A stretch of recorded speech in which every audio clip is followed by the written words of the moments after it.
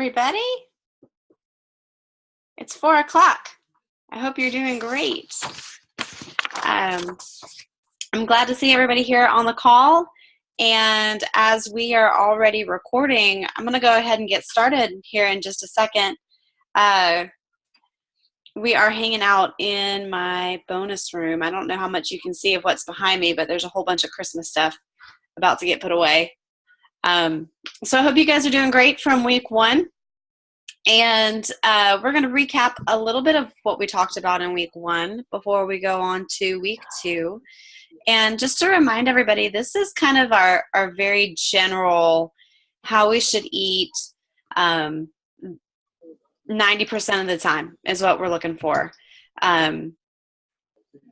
It's not meant to be perfect. We want you guys to have fun with food and absolutely enjoy food and enjoy all the health benefits of food that you can possibly get. I love at the end of what I have planned for you guys, we're going to talk a little bit about how to not be a sucker for some of the marketing that comes with our food and labels and stuff like that, which I love to kind of dive deeper in.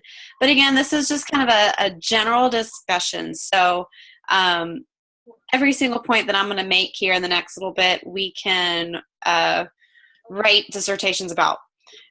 We can dive super deep. There's always going to be exceptions to just about everything and alternative points of view. And the goal here is to start using just some conventional wisdom a little bit better, some general things that we know, and not get too religious at all with how we're eating. So let's dive in. I'm going to share my screen with you. Give me just a moment to get our slideshow going. And Sylvia, I can see you. I love it. Trying to get so you guys can see the entire recording without having to look at me. I see you too, Jen. I hope you don't mind looking at me too much. No, I don't. That's fine. Let's see. How about that? All right, so now you guys can see the video a little bit better. So quick, oops, we're here at the very beginning, sorry. Here we go, part 2. So quick recap from part 1. We talked about avoiding substances that we know cause inflammation, namely sugar and alcohol, lectins, mostly gluten, that comes from grains. I'm sorry for the misspelling there, from grains. And trying to avoid the casein that is found in most dairy. Those are the things that we know cause more inflammation for just about everybody across the board. We also talked about what to eat, and we introduced our mantra, which is to eat lean meats and veggies, nuts and seeds, some fruit, little starch, no sugar. If you ask any of the coaches what they should be able to eat, that will roll off their tongue just as quickly as I said it, because we repeat that over and over and over again a lot. We want to eat enough to fuel activity, but not so much to allow for fat storage. And we're going to talk about that balance here in just a second. And then when I par it down to its most very basic, it's eat a variety of God-made food. Just minimally processed the way it's found in nature, as much variety as you can get in. It's kind of the way that we like our workouts too. As much variety and as many different combinations as creativity will allow, have some fun with it. So for today, we are going to be talking about using food and the ratios of our macronutrients to manage insulin level. And if we can help manage insulin levels, then we'll also be affecting many other hormones and inflammation as well. We're going to talk a little bit about fats, specifically diving into a little bit of omega-3 and omega-6 ratio. I'm not going to nerd out on that as much as we possibly could, because you really can go down some very deep rabbit holes there, but just some general reasons why we want to try to bump up the omega-3s that we're eating. Talk a little bit about micronutrients. We'll talk a little bit about hydration, and then at the end, how not to be a sucker for the marketing conglomerates. All right, so very basic, and I know that most of you know what macronutrients are, but I like to cover it because sometimes we do this seminar all over the place. We'll go into, offices, schools, and whatnot, and we'll do this seminar, and it blows my mind every time that sometimes people don't understand what a carb is, what a protein is, and what fats are, what types of foods are considered what three. So just briefly, the reason why there's 3 types of macronutrients is because what they break down into is different uses in the body. Carbohydrates all break down into glucose, and it's going to be used for energy by muscles, your brain, your nervous system. Your carbohydrates are going to drive your energy needs for fuel. We'll talk about high glycemic and low glycemic carbs in just a moment. And the point that I want to really nail down is that when we start talking about carbs and they've gotten a bad rap, that not all carbs are bad. There are high and low, and I want you to understand the difference. But for the sake of lumping all carbohydrates together, you're going to have your starches, your fruits, your vegetables, beans, and legumes. We put into here because they're more carb than anything else. Proteins, when they break down, it's all into amino acids. Pretty much everything you see on your body is protein. It's the building blocks of not just the structural components of your cells and what you're looking at, not just your muscles, but you also need amino acids to build up the enzymes in your body. And the enzymes are the workhorses. They make everything happen. Just about every reaction in your body requires some kind of enzyme. So this is really, really important for metabolism so that your body can use the energy from the carbohydrates that you're eating. And finally, fats. Fats all break down into fatty acids and triglycerides, and these become building blocks of hormones specifically. It's also used in your neurons, and every cell membrane of every cell in your body contains fat. So it's really important, and it's actually crucial to thriving, is that your body is getting healthy fats.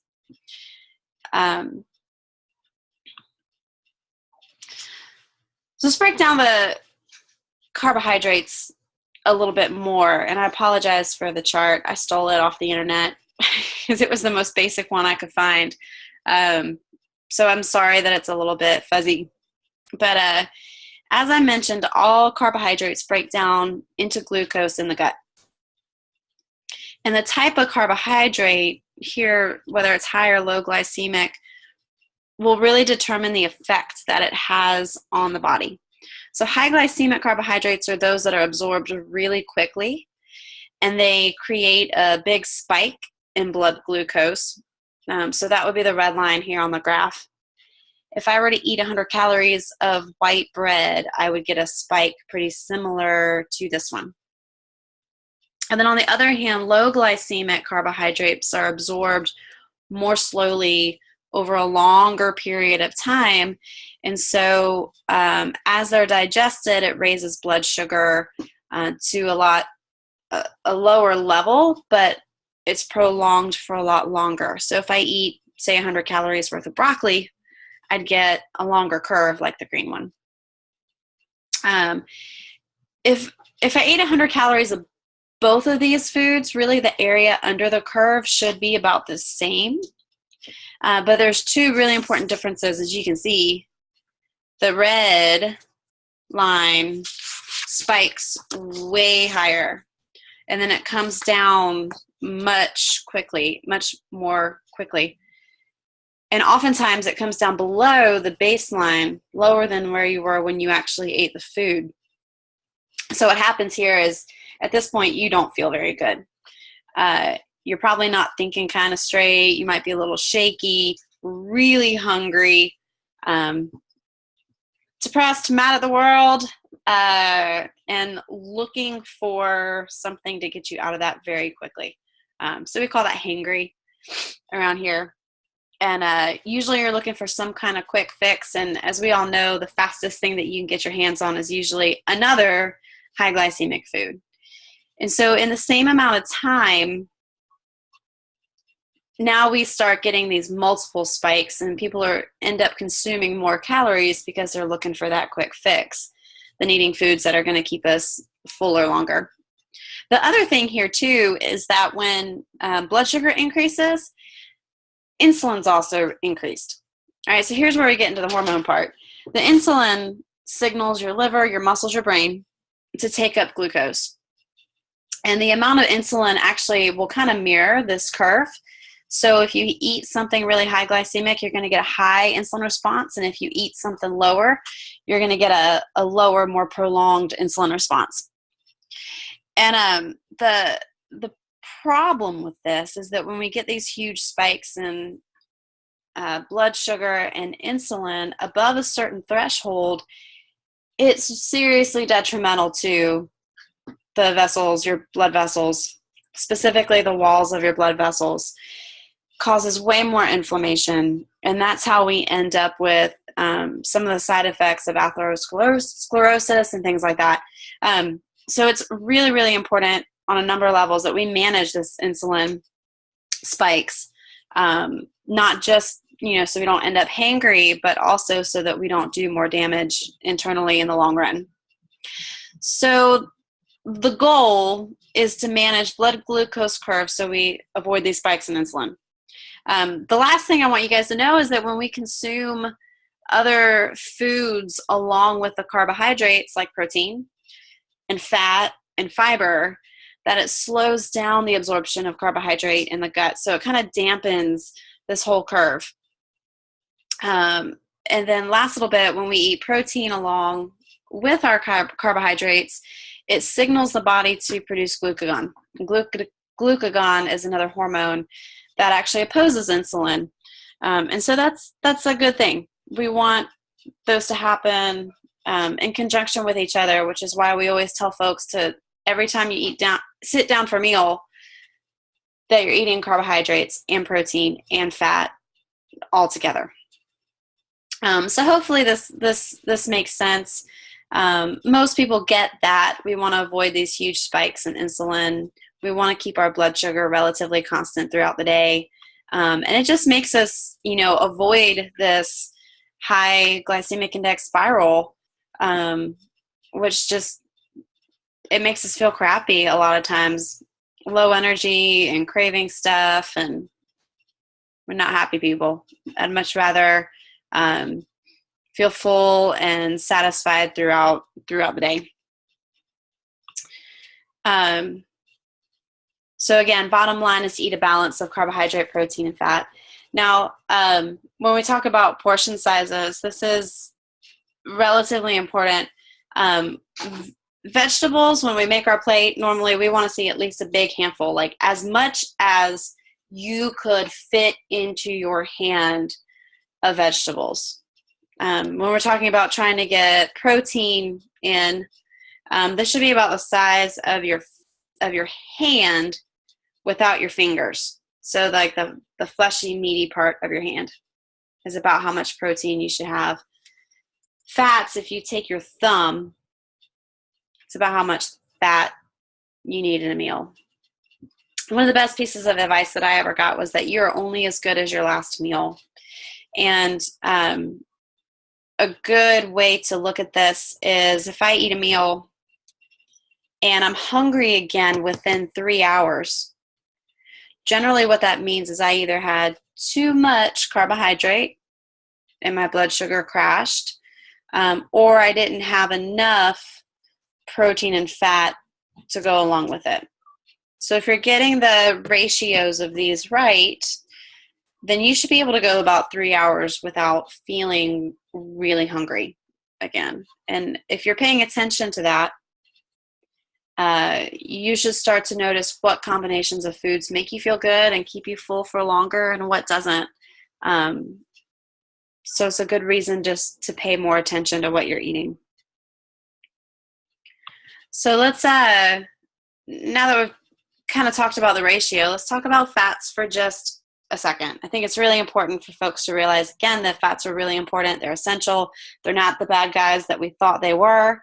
However, there are some fats that we do need to avoid at just about all costs. All of our hydrogenated fats, trans, partially hydrogenated, fully hydrogenated, things like margarine and Crisco. There are things that human beings have never come in contact with until the last couple of decades.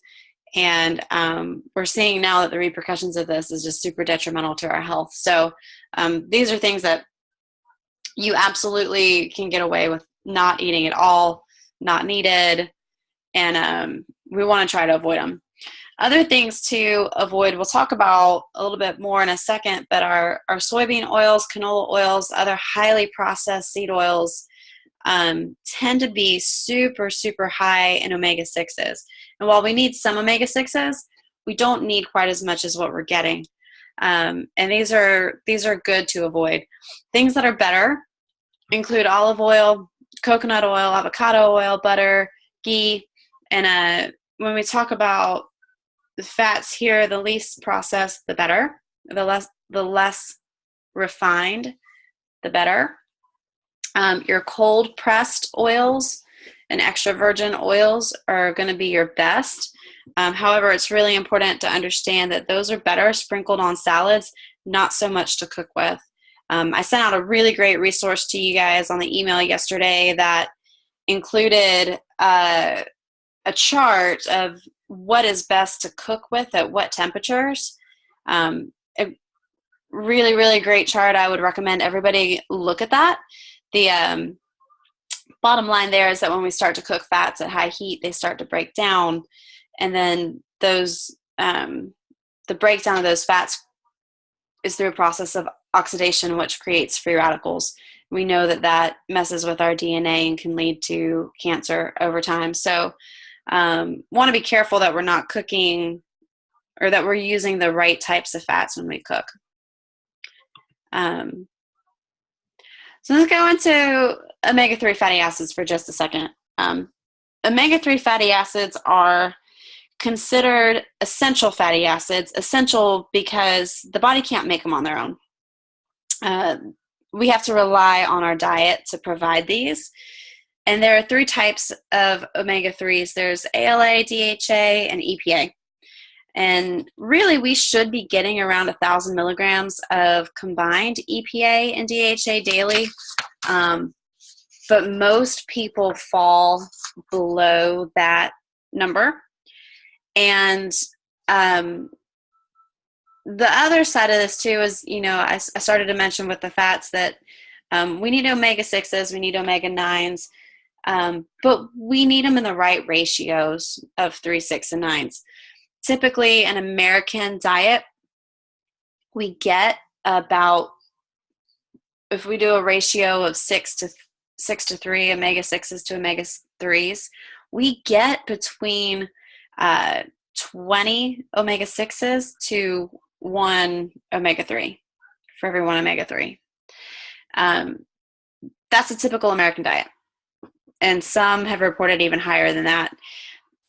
Based on evolutionary evidence, the ideal ratio of omega-6s to omega-3s is more like 3 to 1 or even 2 to 1. So we're consuming an overabundance of omega-6s. Most of them are coming from those processed seed oils that I mentioned on the last slide. Many are coming from the meat that we consume, the fattier meat that we consume that's grain-fed instead of grass-fed, has got a lot of omega-6s. But if you just take a look at the list I have here, there's a lot of risk involved in not getting enough omega-3s. And in the gym, omega-3s is one of the very first supplements that we suggest to folks, simply because of the benefits that it has, mostly cognitive and neurological benefits, but you can see from the list that there's a lot of other benefits too. Folks come in, start working out, they're sore. We want to pull down that inflammation, and we know omega-3s can help with that. But it also helps with a lot of other stuff. Personally, for me, I tell people the same thing. I feel less clumsy. I just feel like I trip over stuff, and I drop stuff and have a little bit of brain fog, and I can definitely tell a difference. If I've been on omega-3s and been really good about taking them and then stop for a few days, I can definitely tell a difference. Sources of omega-3s, a lot of our seafood, our fatty fish like mackerel and salmon are great sources of it. But I always also like to throw in a caveat that going to the store and buying like the mega bottle of fish oil that's not highly refined can definitely mess with your gut a little bit. It can be irritating. It can have a lot of oxidized fatty acids in it, like I talked about before, which can be bad.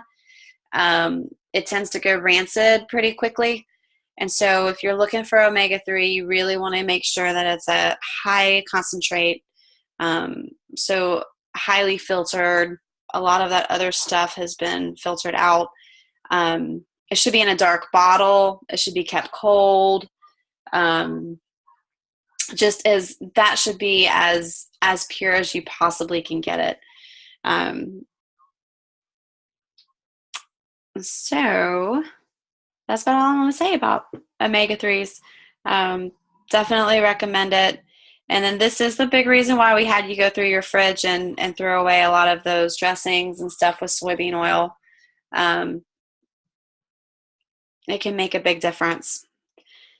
All right, so we've covered macronutrients. We talked about why we want to consume all 3 macronutrients together in each meal. We want to avoid the high spikes in insulin and keep blood sugar under control. We also want to control inflammation by eating more omega-3s and less omega-6.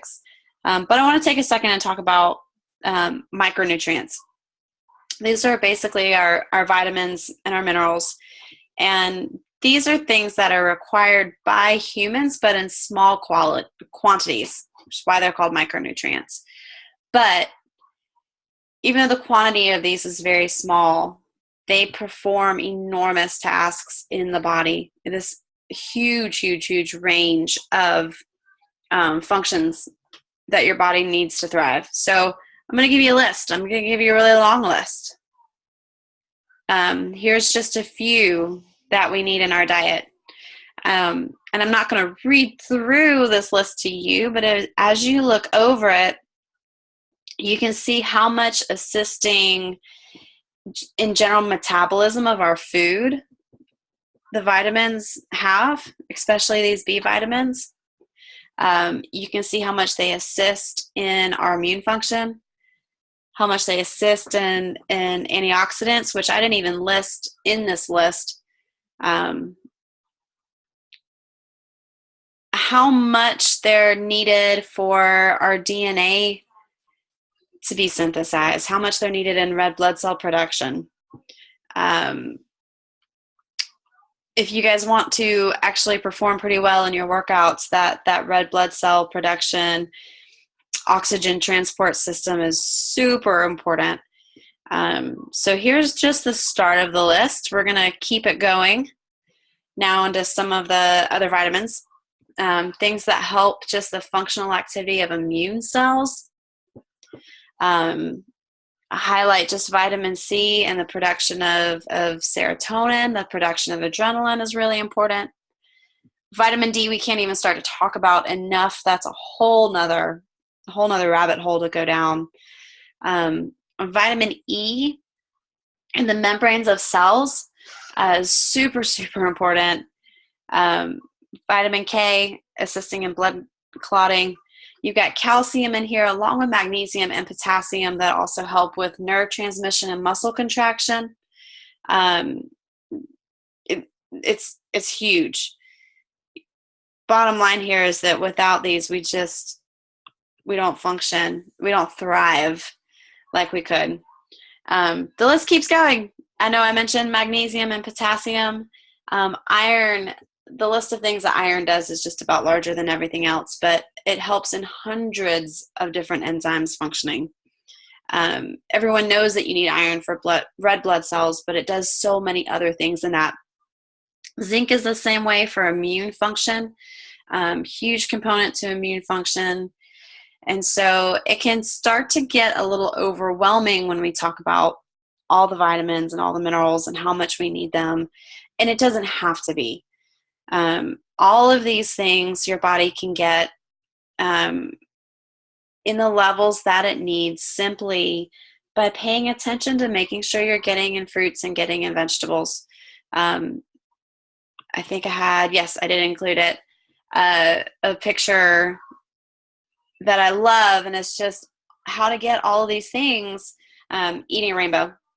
And it's such general advice, I know, but when we make sure that we're getting a variety of food, that we're not eating the same things over and over again, that variety really helps to ensure that we're getting everything that we need. The other thing that variety does, guys, is I know the hardest part about this challenge coming up is that you get cravings for things. If you can control those cravings, the challenge becomes so much easier. And when you're eating a wide variety of food, you're making sure that you're covering your bases. Your body's getting everything it needs, and when it's getting what it needs, it has no reason to crave strange stuff.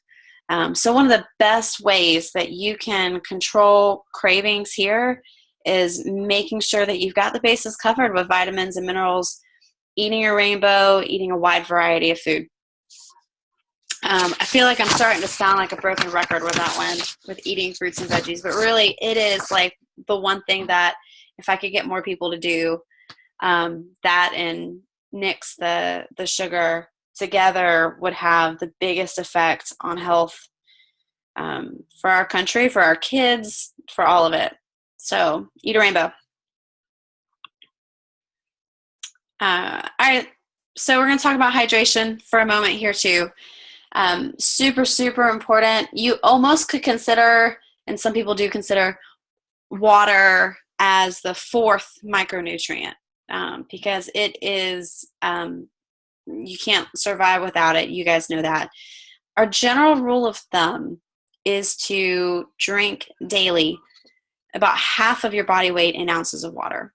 So if I weighed 120 pounds, then I would be going for about 60 ounces of water each day.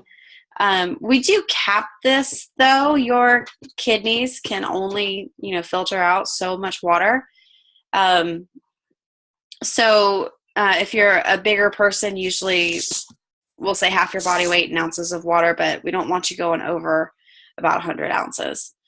Coming to the gym, I see folks all the time.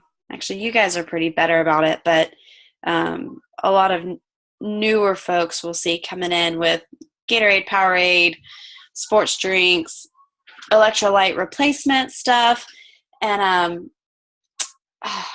it kills me because the stuff you buy off the shelf is really not what was originally designed and scientifically proven to be helpful for replacing electrolytes. Really what your body needs is to absorb more water. So our general rule of thumb is that unless you've been sweating for over an hour, there's really not much need to replace electrolytes. The sodium that you get in your food, the potassium that you get in your food is really enough to do that. But in instances where you may be exercising for over an hour or it is super hot, you're sweating for a long period of time, then we need to look at some electrolyte replacements. That's not to say that your sports drinks are the best way to do that, because they're not. Off the shelf, Gatorade, Powerade are formulated they're formulated to taste good. They're not necessarily formulated for the best hydration possible. If you do need to replace with electrolytes, what we recommend is about half Powerade and dilute it with half water. So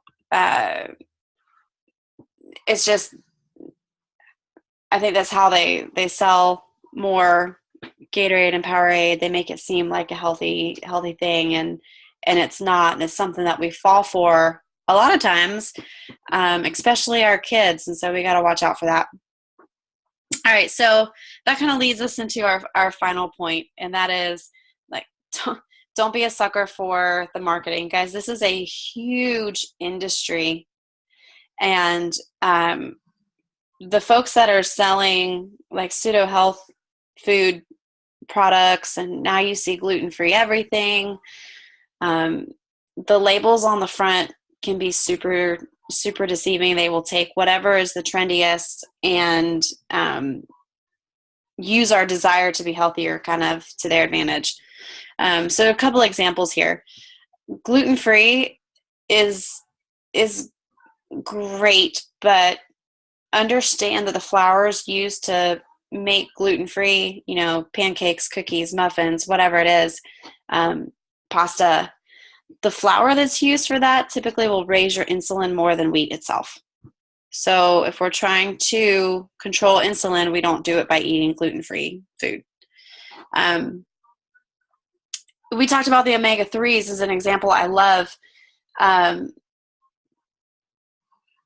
Product marketers will put high in omega-3s. You'll see high in fiber, high in protein, high in omega-3s on a product.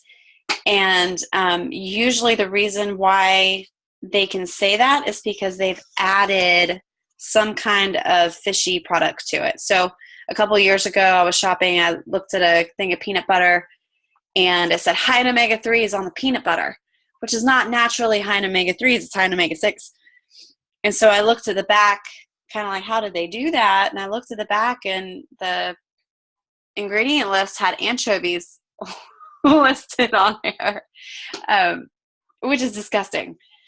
And I don't know what fishy peanut butter would taste like, but that's horrible. And that people were buying it simply because of what it said on front. A couple of months ago, we were shopping and got a bag of apples, and on the outside of the bag, it said gluten-free.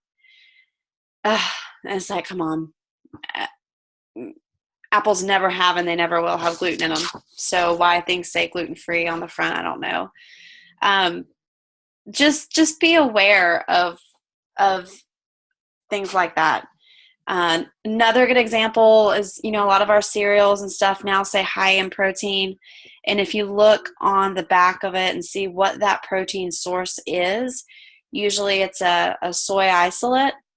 And we know that soy causes high in inflammation. It can throw off our hormones a little bit. Try to avoid it as much as possible. Is that something you want to be eating more of? No, not necessarily. So just be aware of it. My final point is that be a hunter-gatherer, and I don't mean hunter-gatherers in like a caveman sense, but you have to do some amount of work. You have to hunt for quality protein sources. You have to gather a variety of fresh seasonal vegetables. We have it way, way, way easier than cavemen ever did, but you do still have to be smart about what you're picking up. You still got to take a moment and look at the ingredient list. Taking a moment, make your own dressing instead of buying it from the store. There's so many little things that you can do that make a huge impact in the long run if you're willing to do them. So that concludes our Food is Fuel seminar for today. I would encourage you guys to ask questions, put them up into the Facebook group so that your team leaders can pass them along to me. Feel free to email me directly, jen@crossfithp.com. Over the course of the next couple of weeks, I'm going to be sending you some of the videos from the Whole Life Challenge page that is their meal prep boot camp. These videos and articles are awesome. They are awesome. How to organize your kitchen so that you can prepare your own food better. The more you can depend on yourself for all of this and less on restaurants and prepared food, the better off you're going to be. The more in control you are over this whole healthy eating process. So I hope you guys found that helpful, and I look forward to seeing you soon.